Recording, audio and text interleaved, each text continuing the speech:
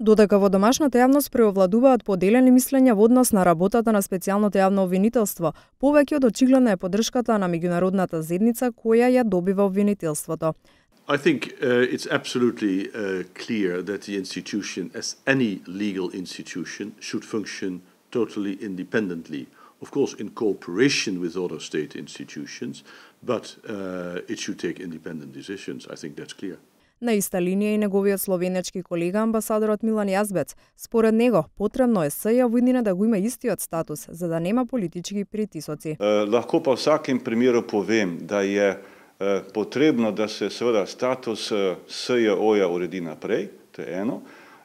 Potrebno je, da SJ ostane eden od temeljev pravne države, to je za Makedonijo ključnega pomena zaradi prihajajočega članstva v NATO in zaradi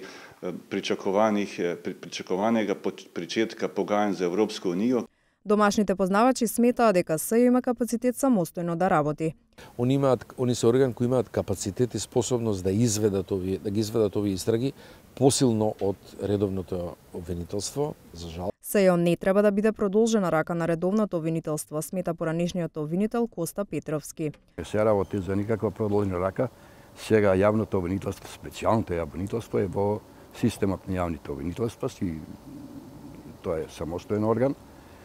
Но поинаков беше ставот на врховните судии, кои пред 3 дена му пресудија на СЈ да не може да покренува нови предмети по истекот на рокот од 18 месеци.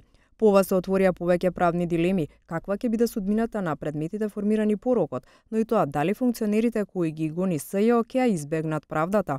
Во оптек се две верзии за СЈ: автономно обвинителство или законски измени. Сепак, последниот збор ќе го има собранието кое ќе пресече за иднината на СЈ.